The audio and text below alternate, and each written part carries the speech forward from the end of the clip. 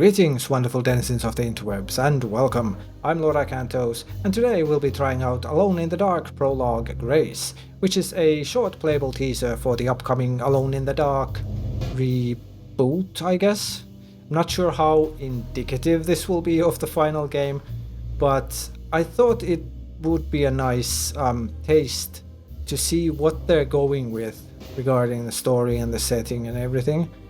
But without further ado, let's jump right in. I know we'll be playing as a young girl called Grace. Creepy dolls, that's a good start.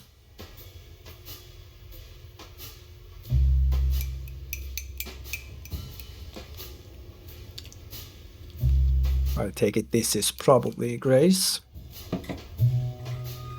Alone in the Dark by Cassandra Beauregard. Jeremy Hartwood had hung himself. Interesting. Is this just like a tease put into this, or does this actually exist in the final game?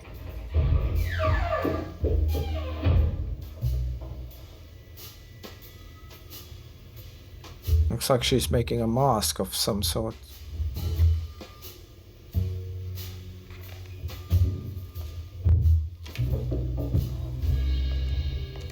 For a moment I thought she was like irritated and didn't want, I don't know, maybe parents or someone to come into her room to interrupt her, but now I'm wondering if she doesn't know what this noise is. Whoa, the camera is quite floaty.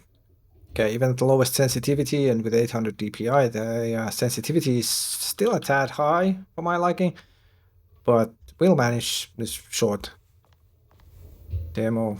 Oh, nice reflections. Looks actually a lot better than what most games have done for the last decade or so. Let's see, is there anything much to examine here?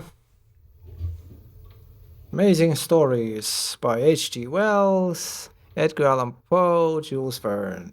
Nice. Oh, are these her pictures? Not my best work if I'm being honest. Yeah, they are. Fun. Yes, that's a family portrait, so to speak. Not sure about the other one. I think these are her paints. Oh, this interact, inspect, I think it was called key. Let's just zoom in a bit. Professional grade watercolors. Oh, creepy doll. Jack in a box.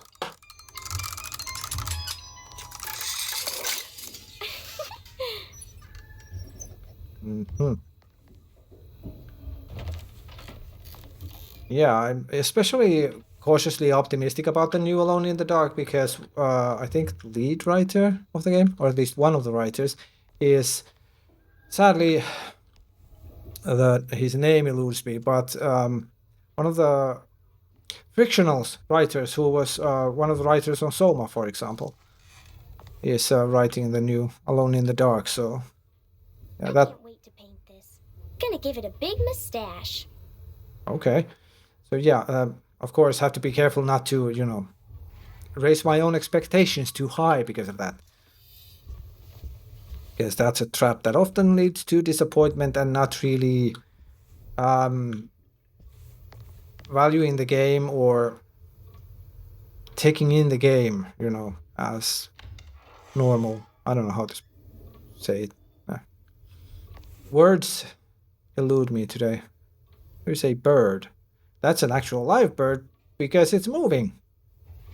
Why is it in here? Oh, the door is open. Okay. Interesting decor. Nasty motion blur. Bit excessive, I would say. Lots of books. Can't really do anything with them. We can open that door, I think. The Daily News, the flyer title. Alcohol banned. Okay, so at least the prologue, so possibly the full game also. will take place during the Prohibition era. 1920s, early 30s, I think it was in the States. I really like that they haven't modernized the setting, but instead keeping it in an earlier time period. There's way too many games just modernize, things to, I guess, to make them more familiar to, us the currently living people. But I don't know. It's nice to get these period pieces every now and then. See, can we open the? Huh? What the fuck? Okay. Let's see, what else do we have here? Can we check? And the doors close behind us after a moment. I guess distance-based. Look at this mess. Indeed. Stones, ginger wine. Okay, a key icon. Nice way of instantly telling you that it's locked, though kind of removes the attempt to, oh, let's open this door. Oh, okay, we can't. Now you can instantly see that, okay, that's locked. But let's check this one first now. Where that bird flew that looked like the outside. The fuck, roaches? Oh, Weird Tales, the unique magazine. The Devil Plant. September 1928. So, okay, we're around the 20s, 30s decade change, I guess. I already washed my hands today. Okay. I mean, maybe this is actually occurring on 1928 or 29. Airbrushes, a pretty filthy, grimy bathtub. Bouteille. Old cosmetics products, razor, shaving cream. What's this then? Cassandra should be more careful with her medicine. Oh, drugs. Toilet, a bucket, a brush, mop, brush. Okay, next door then. Oh, goodness, you scared me. What are you up to, Jeremy? I have to tell someone what is going on here. I have to try. You're not one of them, are you? Please tell me, Grace. You're not a spy, are you? Who's spy? Them. The others. All of them. No, you're too innocent. I'm too innocent. You okay, dude? I need to get this letter to my niece. She would understand. Just give it to the clerk, Mr. Waits, and he'll post it. No, he could be in on it. What if he won't post my letter? Then don't make it look like it's one of yours. Here, let me do it. Okay.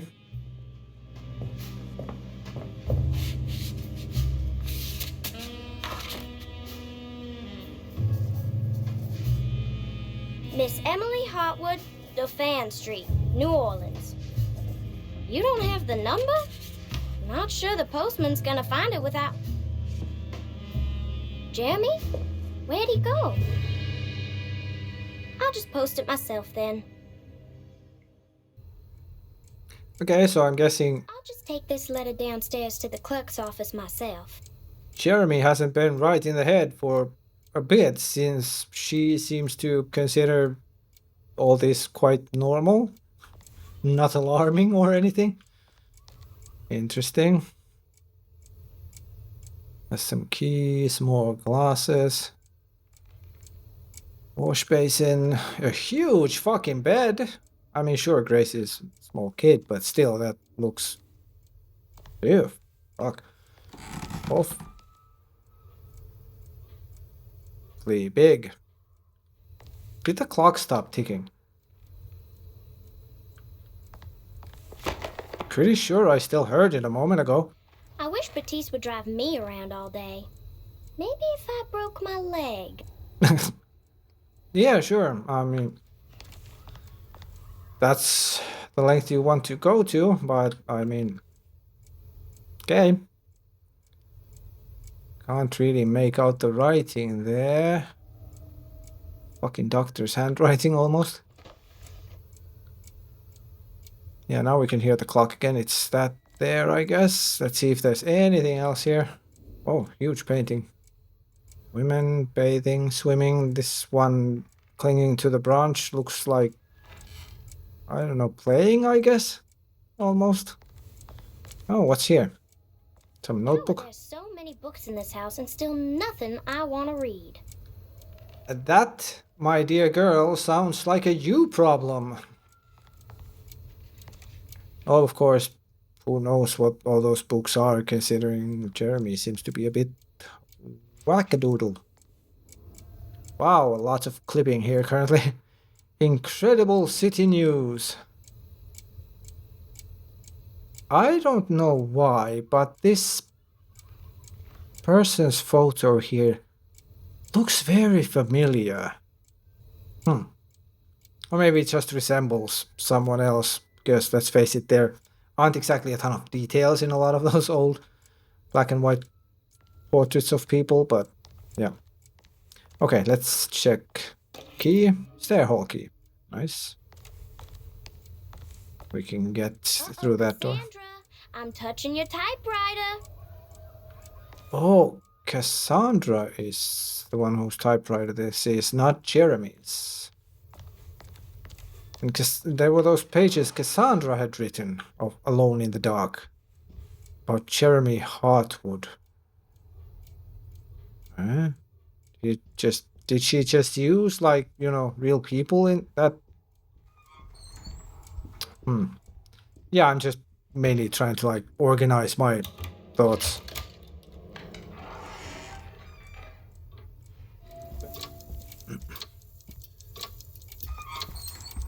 Holy shit, what kind of a clock is this? Okay. Moon phases and everything in it. I'm guessing this will have some bigger part or a puzzle or something in the final game, I bet. If this place, of course, exists in it. They're so creepy. Sure about that. I don't know about that being creepy, but yeah, these things. Definitely. Okay. Fuck! Me? Oh no, Jeremy, what have you done? What?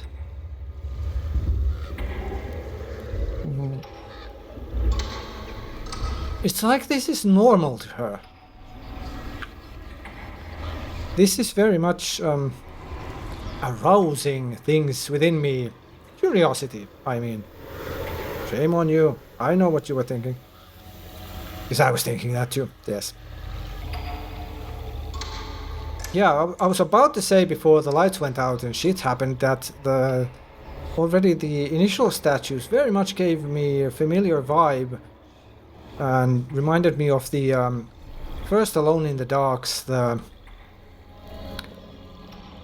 statues. Were they dragons or something of the sort? I think they came to life and kill you if you didn't solve the puzzle required for it. Had something to do with mirrors, maybe? It's been a long time since I played it, so I don't fully remember it. Oh, do we have a key for this side? No, we don't. Okay. It's a different key. I guess we'll be going downstairs. Oh, we can move while we're also using the inspection zoom. Zoom, zoom, zoom! Oh. But yeah, why is this like so normal for her, it seems? And blaming Jeremy. Hello. She's definitely not afraid of these things. Oh, birds again, more birds.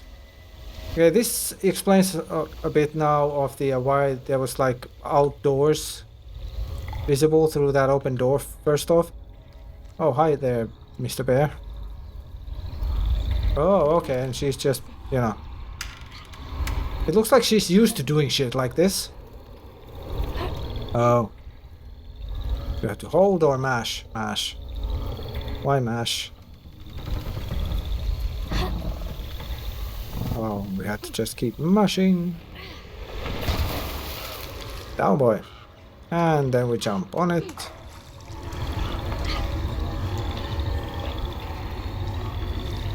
Yeah, I'm liking that there's no overbearing music or anything. Or if just ambient sounds with these. There's this slight quiet, almost like a humming, eerie tune, but it's very much in the background. What are those things?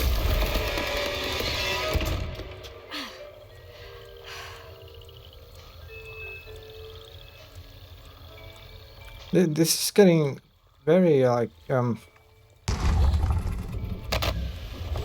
is it gonna be Jeremy?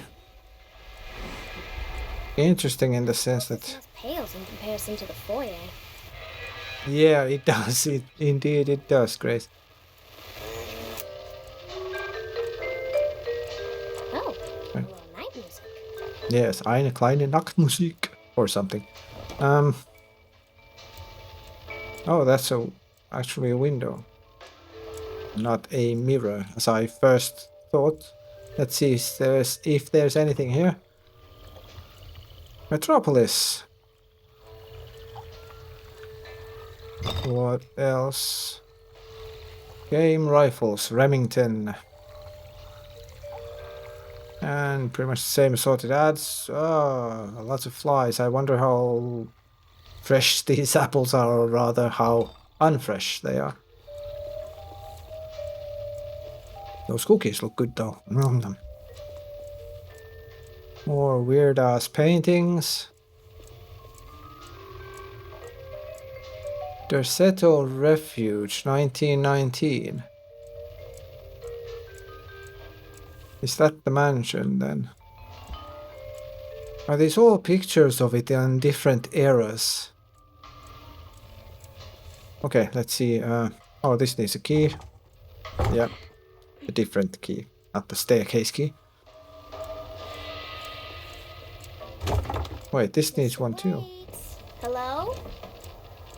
Oh, can we ring the bell? Oh no, we're just crawling through instead of ringing the bell and seeing if the guy will show up.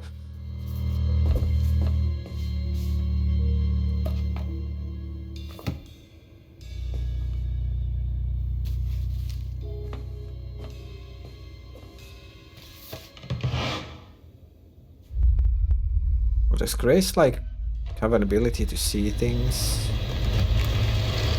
Just the wait.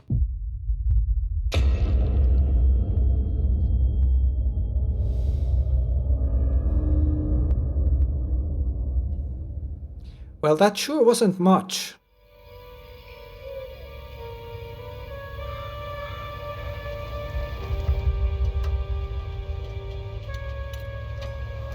Okay, that's the letter, I'm guessing. Last night I dreamt that my uncle hung himself in the attic, that we were too late. Oh, Jodie The Comer. house looked different, but it was still called Derceto. Definitely a weird place. Feels like I've been here before. I just can't think why.